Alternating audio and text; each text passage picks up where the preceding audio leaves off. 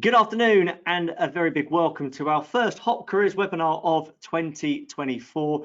Thanks very much to all of you for tuning in and watching this session tonight, especially those of you that are watching this live. So it's Thursday afternoon, so some of you have come home from school or college, you've registered to attend this webinar, you've logged onto it, and let me say what a great use of your time this is.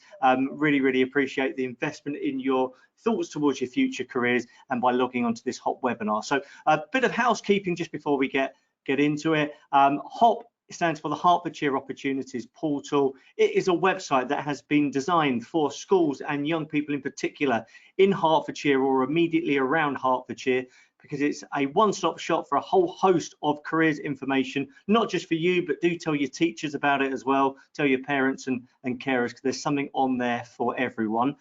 One of the key resources though on HOP are these weekly careers webinars that we've been running since 2020 now. And the idea of these webinars is that we have an expert on from a particular industry who will be able to tell you about their role and their journey and bring you a little bit into the world of the industry that they are representing. So you can hear directly from them, but by attending this session live, it also means that you've got the opportunity to interact with them. So you can submit your own questions. And the way that you do that is on your dashboard, there is a tab that says questions. If you open that out, that will bring out a text box. You type your question in there, it will come through. It'll only be visible to me, so you haven't got to say it in audio, you haven't got to say it out loud. It will just come through to me, and then I will relay your question on it, and we'll try and get you a really detailed answer. If you're watching this back on YouTube, so if you're watching this back retrospectively, you can use the tab in there or note section in there. You can type anything in. If you type a question into us, we will then do our very best to get an answer back to you. Just to remind you, we can't see or hear any of you that are watching it. Hopefully you can see and hear us fine. The session is being recorded, so it will be on our YouTube channel tomorrow, so you can see on your screen there the different social media platforms that we have through HOP, one of which is the YouTube channel. All of our previous videos are on there, and I will draw particular attention to a couple on there that might be of interest to some of you based on what you're going to hear today, because we've previously done a webinar specifically about working in cabin crew. So we might touch on cabin crew a little bit today, but we won't go into a great deal of detail, partly because we've done one specifically on cabin crew. So do familiarize yourself with our YouTube channel, have a look through our videos, and that one will be on there. But today's webinar then is all about working at an airport. So if, like me, you've been to an airport, you will probably consider them to be an incredibly exciting and vibrant place. It's what you're going to when you're often going to a holiday that you're really looking forward to. And believe it or not, they're not just for passengers, there are a whole host of jobs and vacancies and roles that are needed in there. And I'm delighted that we've got Alex Smith joining us today, who is the Education Manager from Stansted Airport. She is going to talk to us about some of the careers that exist in the airport and tell you a little bit more about them and how you might be able to find your way into those careers. So Alex, we're delighted you can join us today. Could you just give us a little bit of background about you and about MAG as well? Yeah, of course, absolutely. Firstly, I'd love to say, echo your thoughts. Thank you so much for giving up your time to come and hear me talk today.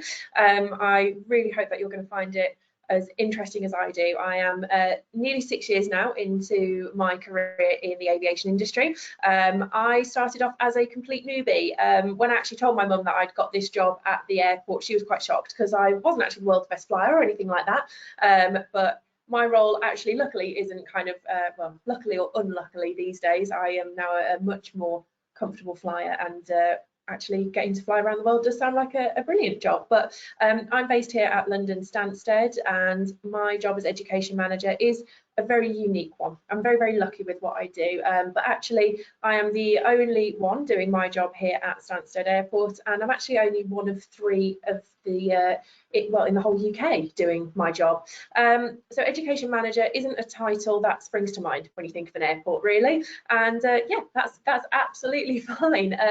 I use it as that opportunity to say there really is a job for everybody at the airport.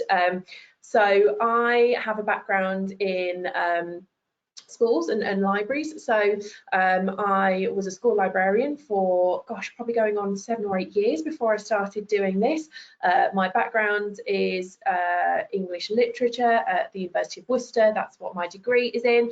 And I think very much I was expected to follow the teaching, editing, publishing kind of route, the general things you think about when someone's doing an English degree. And I really enjoy working with young people. I kind of fell into working with schools by accident. I was a librarian on a Saturday and happened to run into my old deputy head teacher, who went, "Oh, we've got a school library. Who hasn't got a librarian at the moment? Do you fancy a little bit of work experience and being a fresh graduate?" I went, "Yes, great, thank you very much," and realised that actually I really enjoyed it. And I got to the point where I started thinking about, do I want to go into teacher training? And I thought, actually, I've been in schools my whole life, ever since I was at school. That's all I'd ever done, and thought I'd maybe like to get a little bit of an idea of what else is out there, kind of in the big wide world of kind of corporate life. And I'm not going to lie, I was really lucky. I happened to see this job being advertised on LinkedIn and thought, I've always thought airports are a pretty cool place. They're quite interesting. There must be a lot going on there. Chances are, though, I'll never get the job because I don't know anything about planes. And 6 years later, I can confirm that I'm probably actually now a really massive plane geek. And yeah, I still really love working at the airport every single day. So my role specifically, as I said, is very unique. I actually host an on-site visitor centre. There may possibly be some schools who are dialing in who've actually visited the Aerozone, which is the facility that I run. And every day I host school groups, and a little bit like I'm doing here, teaching you about all the career options that are available on site at an airport. I normally sort of do the reverse. Rather than me coming out to you, you guys would come to me. I would host you for a day, and I would arrange for various colleagues from around the airport to come and talk to you about their role. And then you would normally take part in lots of interactive activities. And one of the best bits about my job is I have access to an exclusive viewing platform. So I get to spend a lot of my time watching the airfield in operation, watching the planes take off and land, waving, getting a wave back from the pilots and things like that. So it's brilliant. So on a whole, London Stansted is part of MAG, Manchester Airports Group. So we are the largest UK operated airports group, and we have 3 airports under our umbrella. So London Stansted, Manchester, obviously kind of clue is in the name, and East Midlands. So between those 3 airports, we have the UK's 3rd busiest airport, which is Manchester, the UK's 4th busiest airport, which is London Stansted. We have London's 3rd busiest airport, which is London Stansted, and we also have the UK's busiest cargo airport as well, which is East Midlands. So we are very uniquely placed in what we do, and we have fingers in a little bit of everything, actually. So it does keep it very interesting. What's lovely is because we work as part of a group, we get to experience little bits of kind of everybody. We get site visits. I was at East Midlands a couple of weeks ago and got to visit their air traffic control tower and things like that. So it's nice that we get that chance to kind of work across the UK. So as an airport group, we employ, oh gosh, I'm trying to think how many thousands of people. Yeah, it was going to be a lot of people across those 3, but here at Stansted, we are the largest employer sort of in our region and employ over 12,000 people. Wow. So one of the first things I like to do is explain that there is a difference between working at the airport and working for the airport. Sure. So when you turn up at the airport, you see your check-in desks, you see your baggage handlers, you see our security officers, that kind of thing. It's very easy to just think that's Stansted, they belong to Stansted. But what I learned very quickly is that although we have to all operate together and we are a big family here on site, we do have that distinction between working for the airport, like I do, I work for MAG, and then working at Stansted, but for one of our on-site business partners. So here at Stansted, we actually have, I think it's around about 200 businesses that operate on site. So as MAG ourselves, we are responsible for the airport, the infrastructure, maintaining the runway, the air terminal facilities, that kind of thing. We employ security officers, we employ the airfield operations team and things like that. So you may have seen them possibly sort of driving around the airfield, or they're the guys who often sit there with the bats and kind of marshal your plane in. It's a little bit old school now. We do have slightly more high-tech methods now, but it is really nice occasionally to get yourself out there and go and have a little bit of a practice kind of marshalling in. But then obviously you've got the businesses who operate the airlines, who are, as you said, the ones kind of responsible for cabin crew and pilots. So yeah, you're right, we don't actually recruit cabin crew or pilots. That is all the airlines themselves. But if you think about it, we do need a little bit of everything. If you actually sit there and think about all those people you interact with, and you take an airport as a whole, we are a miniature city. So we have everything that, think about a normal town would have. You're walking around the town, you're going and doing a shop. We've got our shops, we've got our retail, we've got restaurants, we've got hotels on site as well. We've got coach services, train services, bus services, taxi services operating out. We've then got all the check-in roles. Then you go through and you're looking at security. You've got your security officers there, but then we have a whole team of engineers whose job it is to maintain the X-ray machines. So actually they're some of those hidden ones that you don't think about. Again, once you've dropped your bags off, they go into our baggage system. A huge team making sure that that baggage system, which deals with tens of thousands of bags a day, is kept operational. All those bags go to where they need to.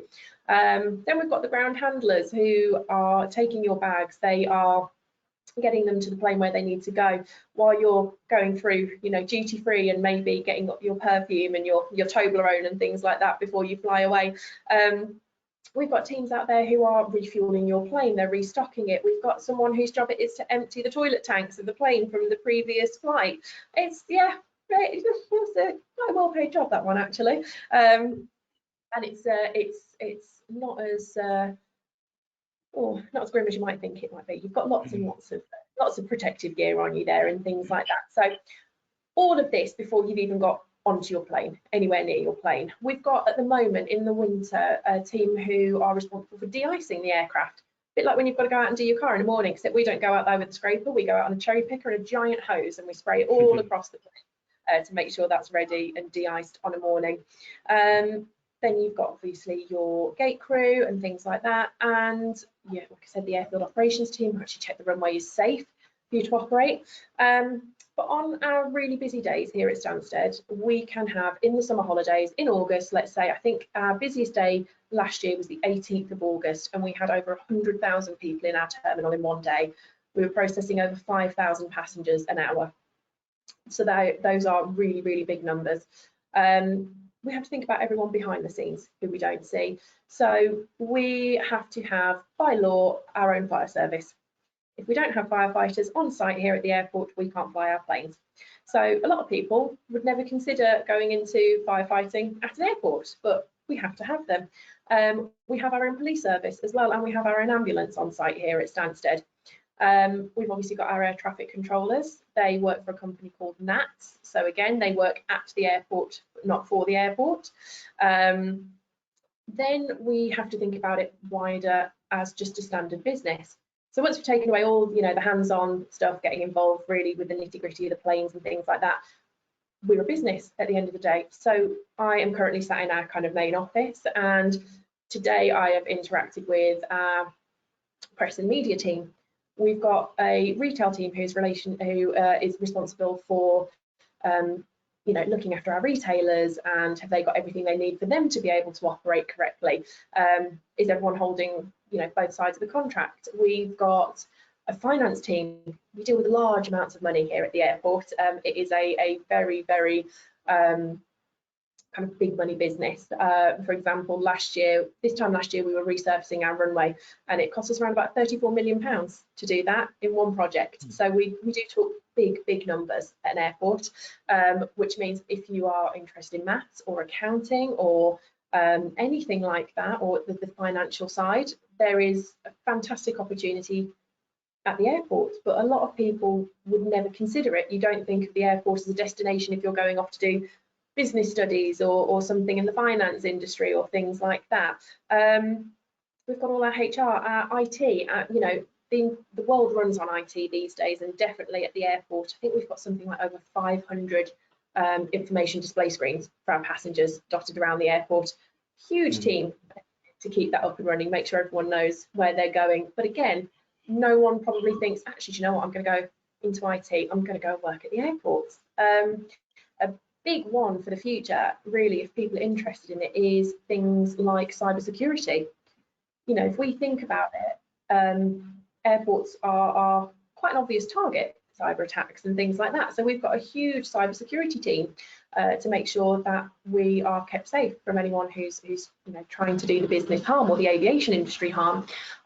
We have, oh gosh, I'm losing track now. CCTV, you know, people who are running our CCTV. We have our customer ambassadors who make sure everyone knows where it is they need to go. We've got the engineers who actually deal with repairing the aircraft itself, and it is just, the list goes on and on. So I don't know, yeah, if that's maybe skipped a little bit of ahead, but the idea of all those different jobs. So I don't know if you want me to go back a little bit more to what it is I do sort of day to day. I've touched on that a little bit, but I think take a deep breath, Alex. Wow, that was an incredibly detailed overview of the different jobs that are in the airport. There, I've been writing them down as you've been talking through them. And when you said 12,000 staff at the start of it, you think, wow, that's a pretty big number. And like you say, effectively, it represents a town community.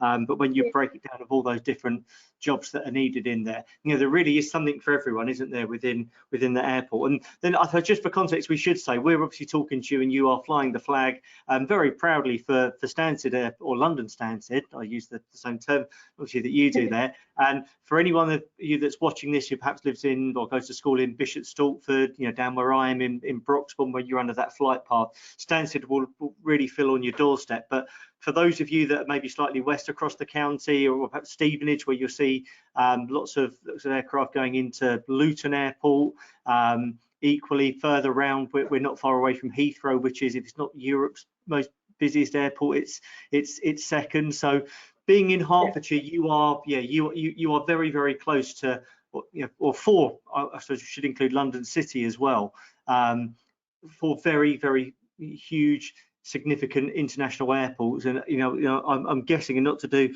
London Stansted a disservice, but I'm guessing all those jobs and numbers you've just given me, it's going to be even more at Heathrow, which is a bigger site altogether, isn't it? And Luton is probably pretty similar. So wherever you are in Hertfordshire, there is one of these huge metropolis-like infrastructures and towns that are crying out for people to go and work for them. So I think it's a really important point to emphasise, Alex. Yeah, sorry, in case you hadn't guessed, talking is a lot of my job, and I often say, I think we'll go into this a little bit later, but one of my biggest skills is talking, and it's one of those skills that you're never going to get a certificate for. No one's ever going to at school give you a certificate for talking, but actually being able to talk is a large part of my job. Yeah. You don't work in a library anymore as well. No, strangely enough, I was still this chatty at the library, but yeah. Yeah, definitely. Great. So look, you've talked us through some of the jobs and the roles that are needed, and clearly there's a huge variety of roles in there. So just a reminder for those of you that are watching, particularly those of you that are watching this live at the moment, if you've got any questions or anything you want to know a little bit more detail about, do drop it in the questions tab. So open that out, type your question in, it will come through to me, and then I can ask Alex that question.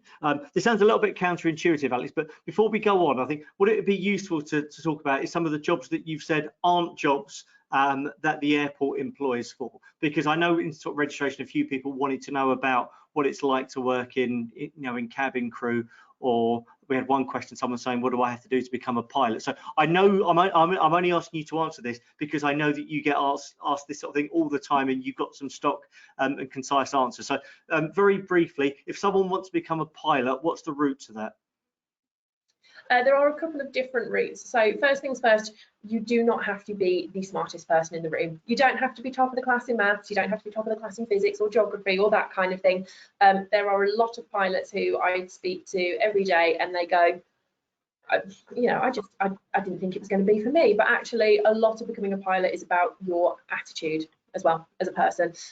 So really it is a case, you don't have to have a degree, but there are some universities that do offer a kind of a degree pathway. First things first, I recommend to everybody that if you're interested in becoming a pilot, get yourself a couple of private flying lessons for a birthday or for Christmas or something like that, just to make sure actually you're comfortable up there.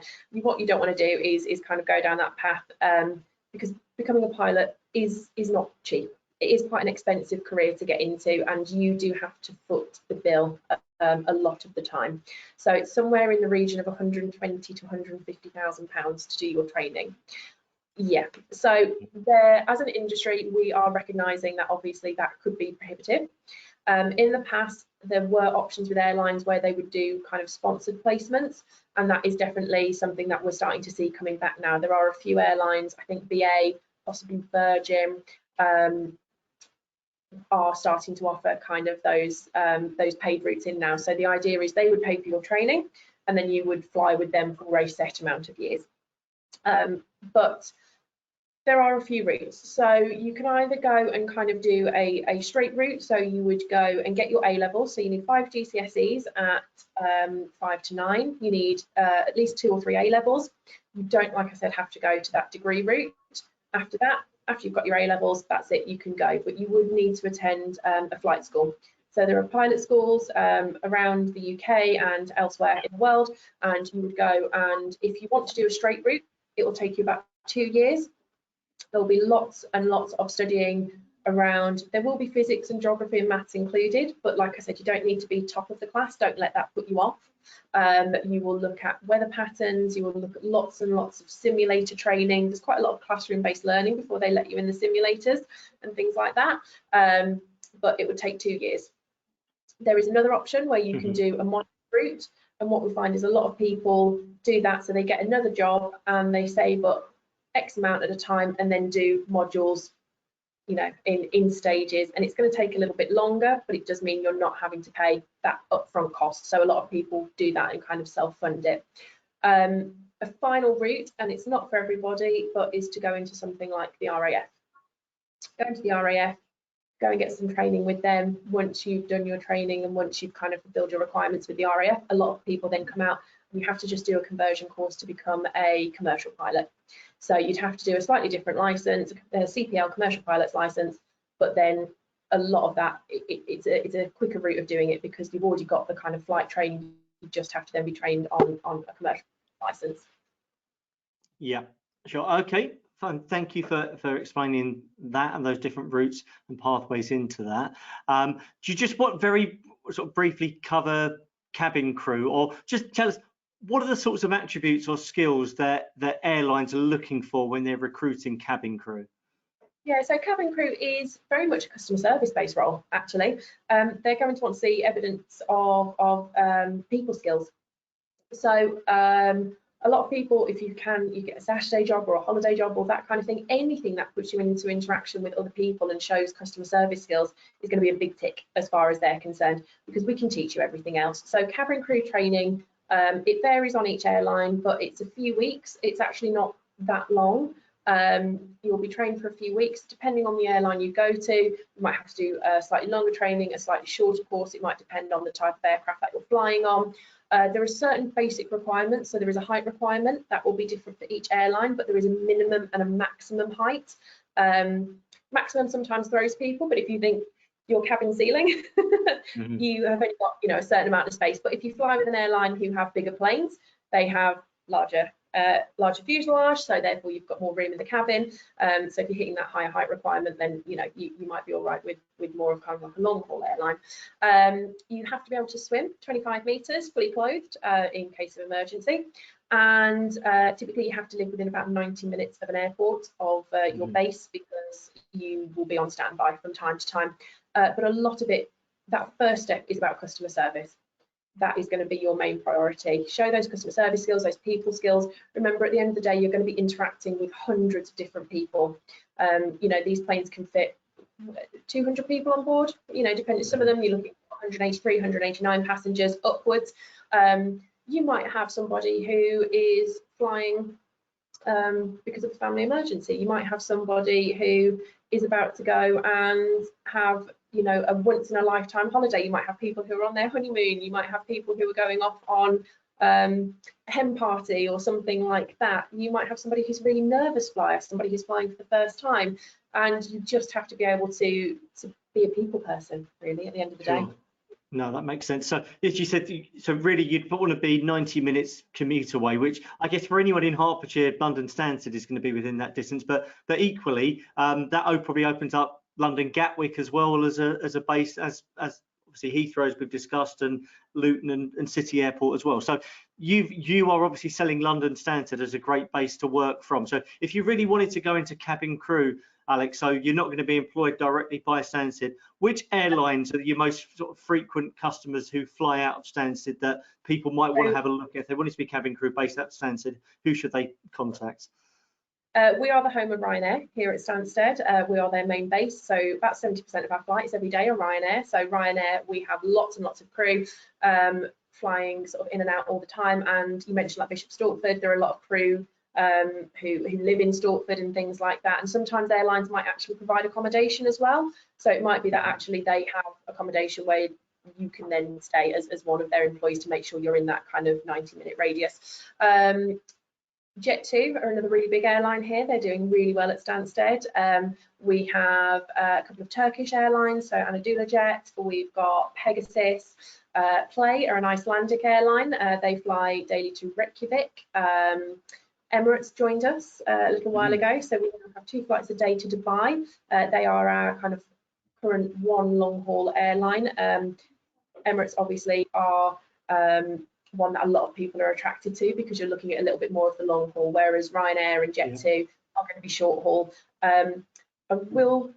This is where I do sort of say, if you are thinking about going to cabin crew for travel and things like that, someone like Ryanair or Jet2, you're not going to get quite as much travel as you think, just because their model is to get their planes out in the morning and then back to Stansted on a night. So if you want, you know, those chances to kind of stay over, you might be looking a bit more at kind of a long haul airline. It's not to say you won't get those opportunities, but it is one that I do sort of go, you know, just bear it in mind. And even flying with long haul, you may only look at 24 hours on the ground, so it may not be, you know, 4 days having a look around New York and things like that. You may get sort of 24 hours and then you're back again. But everyone in the industry at some point will get a chance to kind of have that travel and things like that. Yeah, sure. In fact, I think you've just answered as it came through a question. We had a number of questions just come through, and we will get through all of your questions that come in today. So it was, if I was to become a pilot or a cabin crew member, what is the holiday like? Will I always need to be available? Am I able to take a week of holiday? So I guess you've just covered some of that crossover. I would just say in response to that question, do have a look at that cabin crew webinar that we recorded before, because we went into quite high level of detail really about shift patterns, things like that, and you know how often you're working. Another question, so about something else that you've already said perhaps isn't a job that you at the airport recruit directly for. So it's working in the airport coordination unit in the tower, which I'm guessing is you know, air traffic control. So the question is, how do you get into the air traffic control unit? And what do they do? So what sort of roles are in there? So again, I know you're not talking about a job that you directly recruit for, but I know it's something you know a little bit about. And I know we're also exploring having one of your colleagues from that department come on and do a bespoke webinar about that. Yeah, so hopefully, like I said, we will get someone, because I'm not going to lie, I'm not an expert with air traffic control. I have been very, very lucky to go and visit the tower here at Stansted a couple of times and go and visit East Midlands, and it is a fantastic job. It's a very highly specialised job. So again, a lot of being an air traffic controller is about you and your personality and your attitude. There is a website, so NATS, who provide our air traffic services, they have a whole page on their website testing with like mini games and things like that test your skills and kind of give you a little bit of an idea if you would make a good air traffic controller. You have to be a very, very confident person, but you have to also be cautious as well, obviously. So it works slightly differently. So here at Stansted, we have 2 or 3 kind of controllers typically at a time. Someone is talking to the planes on the ground at Stansted, someone's talking to the planes up in the air in about, I think it's something like 5-mile radius. I'm not sure on that specifically. Outside of that radius, it then gets passed over to national centres. So we have centres at Prestwick and Swanwick. The way it works, it's not one air traffic controller through a whole journey. So it's not one pilot, one air traffic control, one air traffic controller. You almost have to think about it as in, if you imagine if you're kind of looking at the ceiling at the moment, our ceiling is divided into lovely little ceiling tiles. You might be able to see just above me. Imagine that's the sky. Every part of the sky is separated up into a cube of airspace, and the traffic controller is responsible for their cube. So every plane that enters their cube, they talk to. They take them off from the air traffic controller they've just spoken to before. They speak to them for duration. They're through their cube, and then they pass on to another one. So working at an airport as an air traffic controller is slightly different to working at one of the kind of national centres, because you're dealing with the takeoffs and the landings, and obviously then supervising any usage of the runway. So if any of our airfield ops team needs to get on the runway, it has to be cleared, things like that. So again, we all have to work together really, but it's not a case of, you know, the pilot gets in the plane and off they go. Air traffic control still have really the final say, I would say, over a lot of it. So we all have to work together with that. But I would definitely recommend checking out NATS, because they're looking for a very kind of specific type of person. And a lot of people who become air traffic controllers, again, never would have sort of paid themselves for it. But the games online and things like that will provide a really good insight actually as to whether your mind, you have to think about your spatial awareness. You've got to be thinking almost like 3D chess. You've got a plane up here and you've got a plane down here, and you've got to be kind of thinking in all different planes of motion and things like that. So it's definitely an interesting one, very very challenging but very rewarding. I think the air traffic controllers really do enjoy what they do, and the best views from their office. You can't beat that one really. No, definitely. So as we said, watch this space. We do hope to put on a webinar specifically about working in air traffic control. This is a nice question, Alex. So it's if you weren't in the job that you're in, but you could have any job you liked in the airport, what would it be? Ranger. It would be a ranger. Tell us what a ranger does then, go on. So the rangers are, like I said, they're the people who are responsible for the operation of the airfield. So a little while ago, I know one of the questions was sort of what is one of the most enjoyable aspects of my job, and it's the fact that I'm really lucky because I get to interact with so many different people.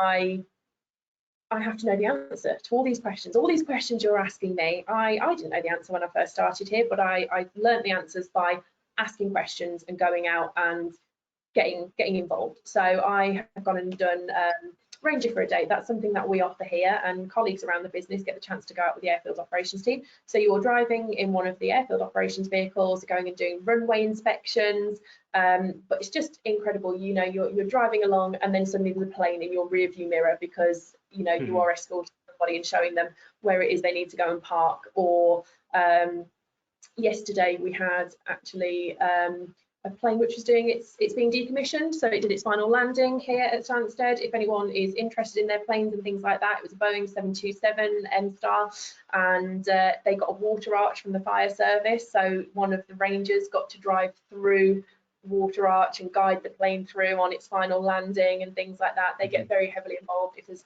anyone interesting coming in and flying in here, but they get really hands-on with it all, and I really enjoy that. The thing that does it for me is it's shift work. It is 6 till 6, 2 days, 2 nights, and then 4 days off, and 10 o'clock is my bedtime. So that's one of the things. But as much as any chance I get to go out with them and learn more, I love it, really love it.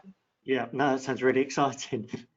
So I will just move the conversation on to sort of pathways, or how you actually get yourself into some of the roles that we've been talking about. Now, of course, with there being such a diverse range of jobs that you have, I'm guessing there's no one answer here. No. But I mean, firstly, just very generally, are there any subjects or college courses that you'd recommend? And I suppose that's an opportunity just to talk about the Stansted Airport College. Yeah, absolutely. So certainly at school, as anywhere, maths and English. Make sure you put your work in with your maths and English. We're going to want that for pretty much any role here at the airport. So Stansted Airport College is unique. We are very, very lucky. We are the only airport in the UK that has a further education facility on site.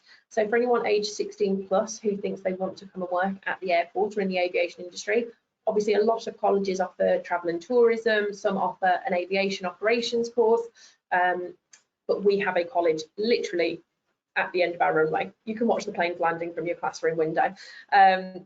And it's all very, very hands-on, very interactive. And as you can see there on the picture, you know, the rooms are set up like cabins. They've got an engineering workshop. They've got, you know, everything there to kind of really teach you those hands-on skills. Like you say, there is no one answer.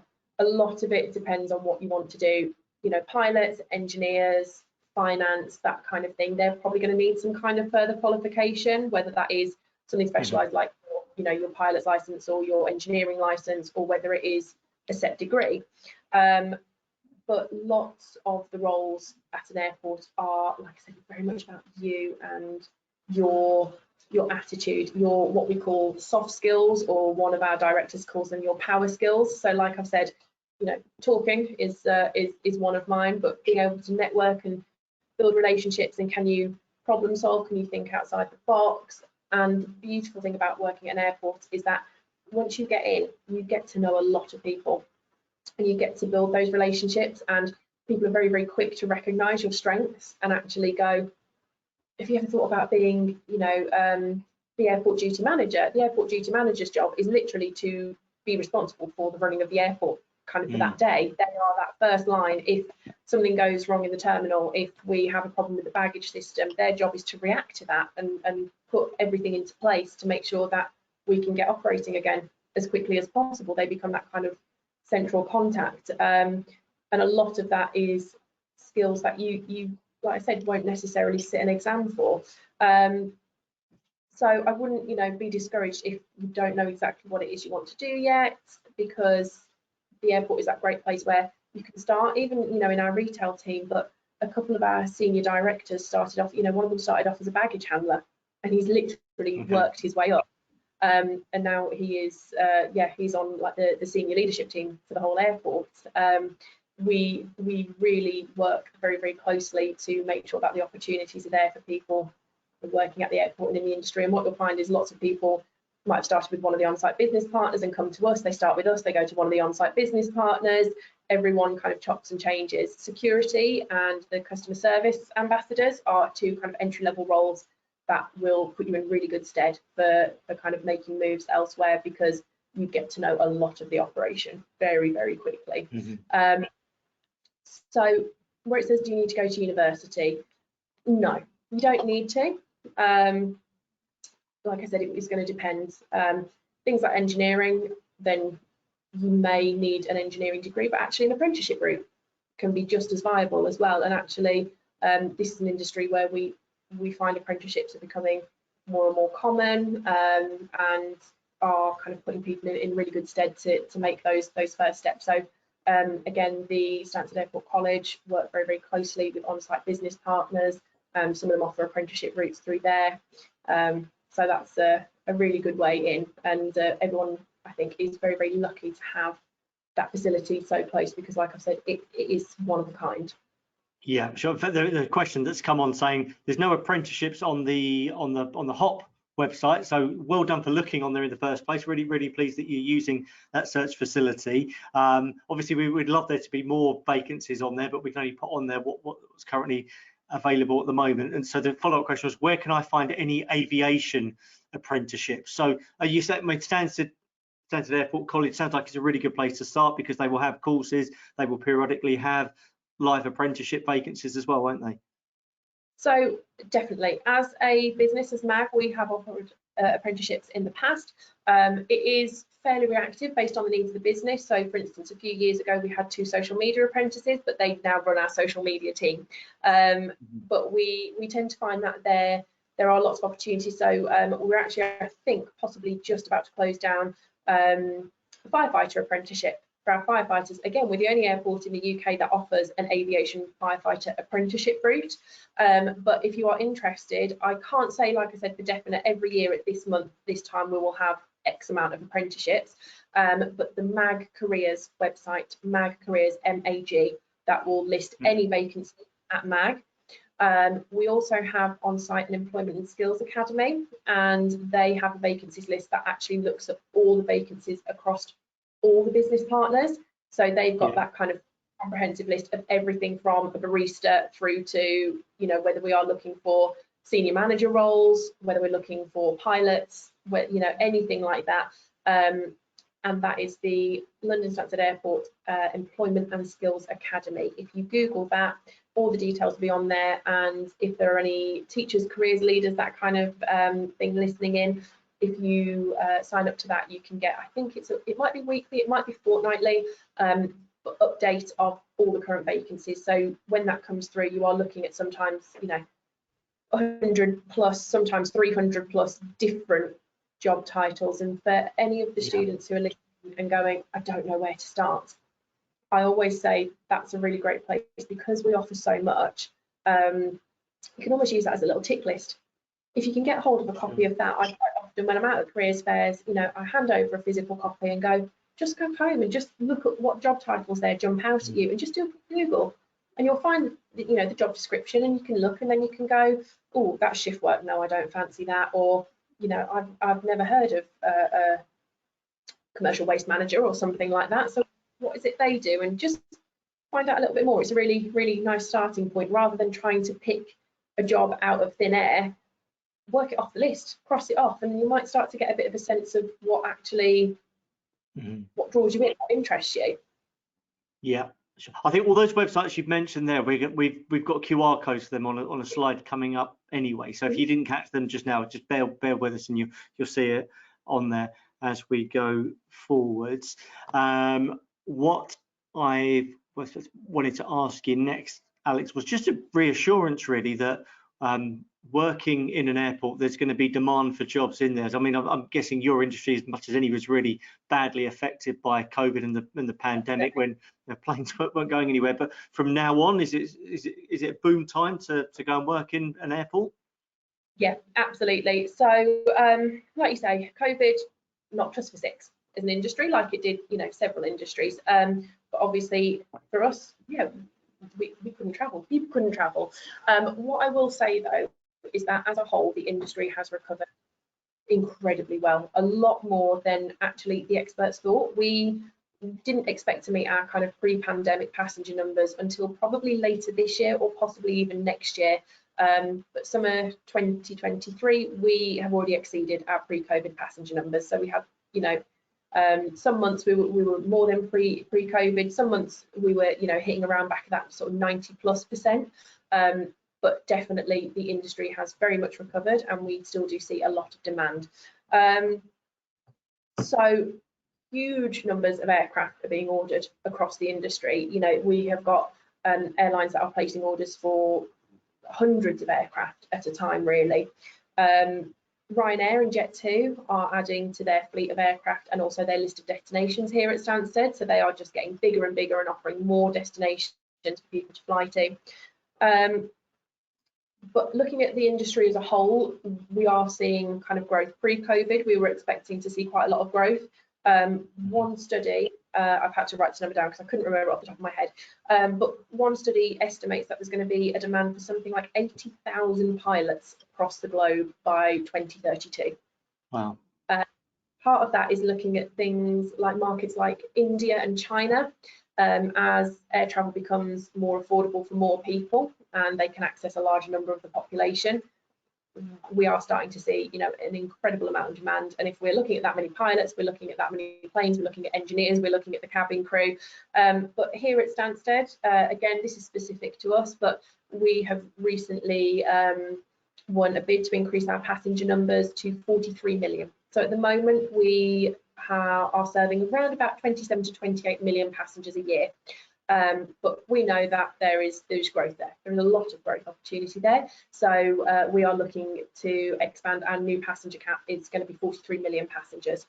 That's nearly 20 million more people that we're looking to access. So we are looking at how do we physically expand our space. So there's going to be lots and lots of roles focusing on the physical expansion of the airport and the terminal building and things like that. So lots of construction jobs. Again, that's one area we haven't even spoken about, but we have a huge amount of construction jobs. We have engineers who are responsible for looking after our vehicles, all those kinds of things on site. We've got a team who are responsible for looking after our horticulture, our grass and things like that. One of the things actually we are told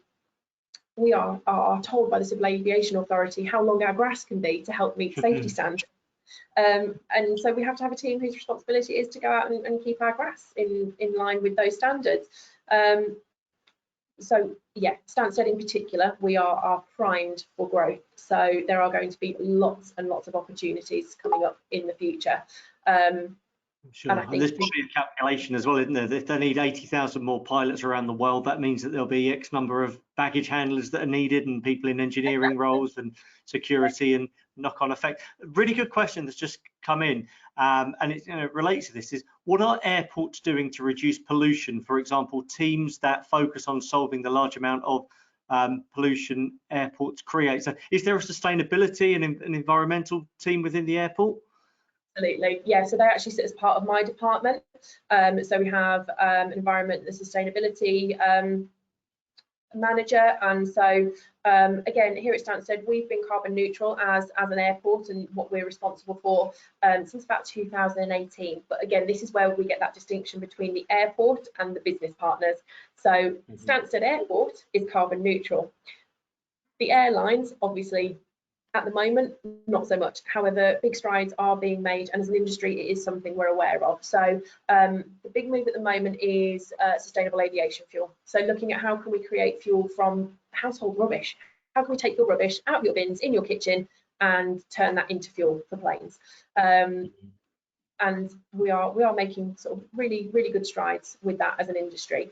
Part of our responsibility as an airport is to encourage the industry. So we at Stansted at MAG have, for instance, a competition at the moment. So I think it's the first zero emissions flight, the first airline who can produce a zero emissions flight are going to win.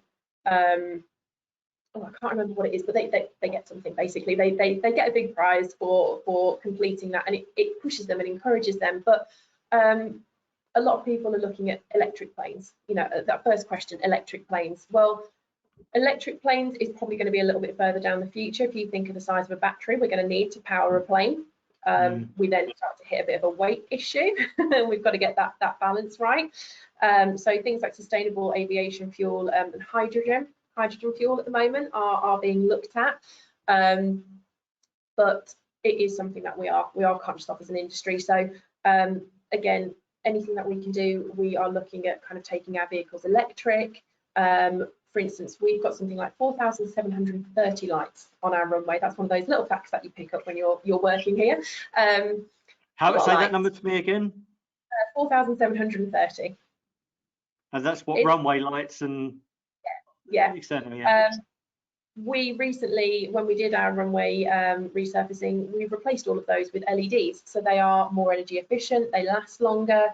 Our energy comes from renewable resources. We are in the process of building a solar farm out near Stansted. So a lot of our energy is now going to come through the solar farm and things like that. So there are definitely strides that are being made. And if you are interested in that, there's going to be a big future for people who do want to go off and do, environmental studies and things like that. And we are going to be calling on those people then to come and help us as an industry. So that's definitely another one of those routes that's going to be kind of very interesting to keep an eye on in the future. Yeah, no, of course. Cool. Really Another question here. You may not know the answer to this one, so you may just want to direct people through to the air traffic control website. But are there apprenticeships for air traffic control?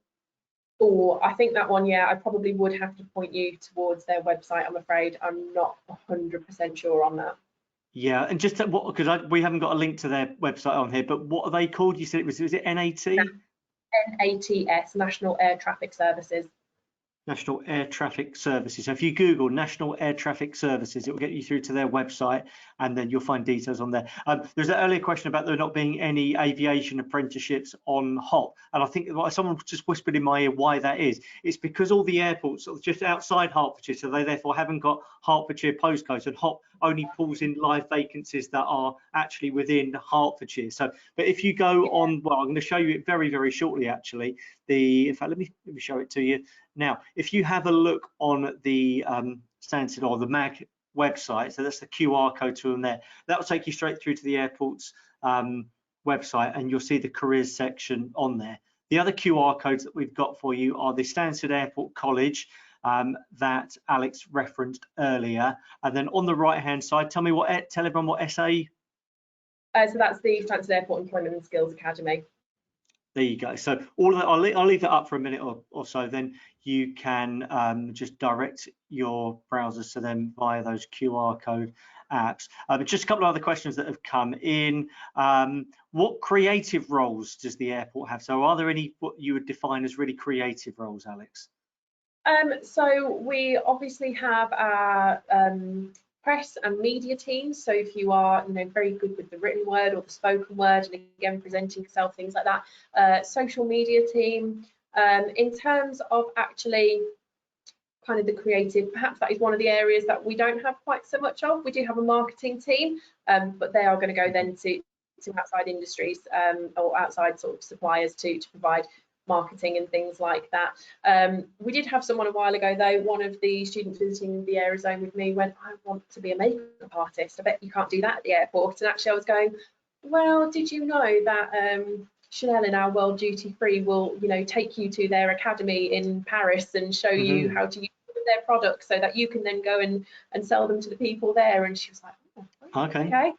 Yeah, so actually, we've just opened Charlotte Tilbury here at our World Duty Free. We've got MAC, Kylie Cosmetics, Estee Lauder, and all those kind of Clinique and things like that. So actually, we've got a lot of people who are really interested in makeup who actually can come and do a lot of that here as well.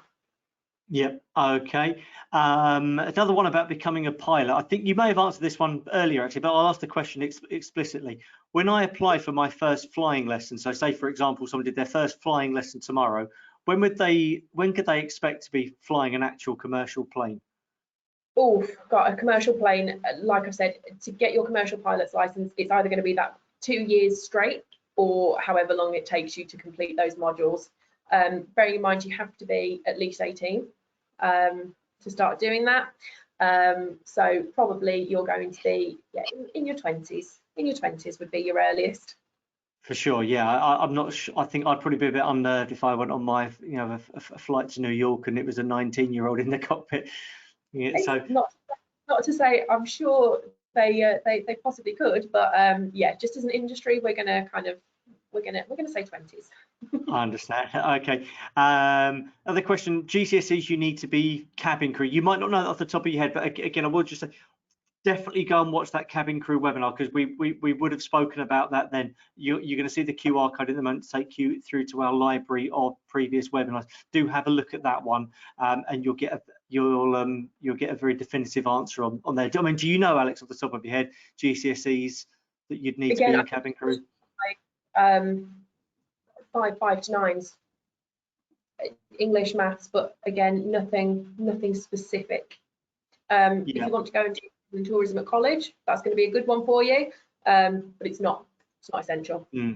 Yeah, I'm just thinking about that cabin crew webinar that we did. We had someone who works in the recruitment team at TUI, who was very good. We also had a course tutor from Hertford Regional College. So again, for those of you on the sort of the east side of the county, within access to Ware or Broxbourne, definitely have a look at their website and you'll see some courses that they offer. And I'm sure the other 3 FE colleges, so North Herts College, Oaklands and West Herts, will run related ones as well. So do have a look at those. Best path to get a career in aviation engineering? Oh, okay. So again, there are kind of 2 separate strands of it. So here at Stansted, we've got our engineering team, but they look after our terminal facilities, but then you could specialise in something like airfield ground lighting, so looking after those 4,730 lights we were talking about earlier, or you might be specialising in looking after our X-ray machines.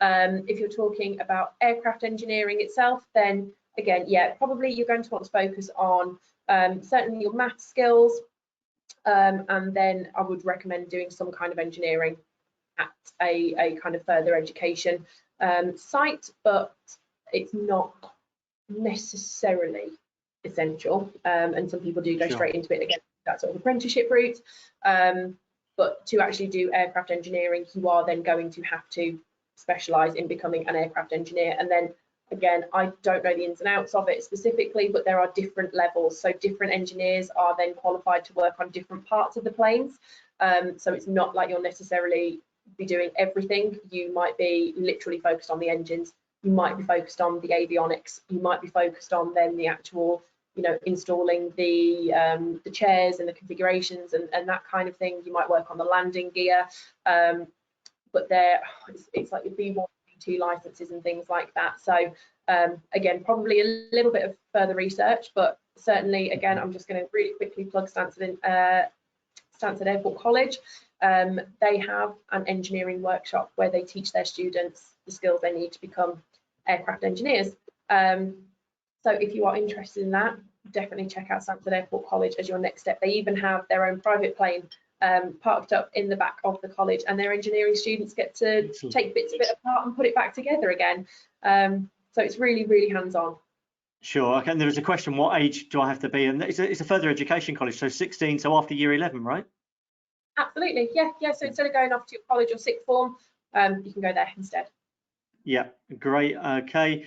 Question. Well, this one's for me, really. Will you have a webinar solely about a pilot career? Well, we run webinars if you know there's demand for them, and you've just created demand for one. So we will endeavour to find some experts who can talk about their careers as a pilot and really go into detail and answer some of those questions that have come forward today. So watch this space. If you just actually type in which school or college you attend, then I can make sure we follow up with your careers leader, Ben, who's asked that question.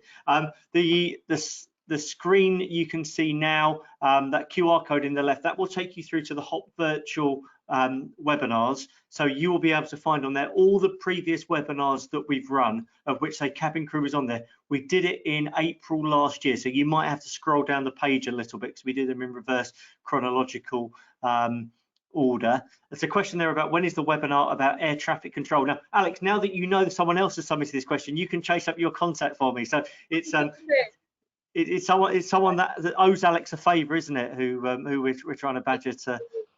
My understanding is they're about to ask me for another one, so I'll definitely be pushing them. Yes, no, absolutely. So again, watch this space. But you told me you're at Catherine Warrington School. Catherine Warrington School are fantastic at promoting these webinars. So that is Mrs. Phillips, I think, who has been a real advocate of these webinars. So do watch this space. We've just got to make sure we've got someone who's available during this time slot to do it. Is the only barrier that we have. But we will endeavour now to get one of those on, probably at some point before Easter. Okay, well, look, it's very nearly 5:30, Alex. So you've been an absolute star for us today. You've gone into so much detail, and I think you've really brought us into the world of careers in an airport. And I would really be sure that people watching this one will want to find out more about these about careers in the airport. Someone telling me that QR code doesn't work, which means I'm going to bang in my head and I'll have to talk to someone in our tech team. If you go onto the HOP website, so hopinto.co.uk, site at the top there, it's quite easy to find. One of the headings is virtual employer encounters. If you just go through that, you will find it, but do have a look and explore the HOP website anyway. So look, first of all, thank you to all of you who have contributed to the live broadcast today by submitting your own questions. You've helped make this really interactive today. But my thanks in particular to for Alex, for giving up your time and for sharing all your insights and knowledge about careers in an airport. I'm sure there will be lots of interesting people coming to work at the airport who you may well interact with in the months or probably years to come. So Alex, thank you so much.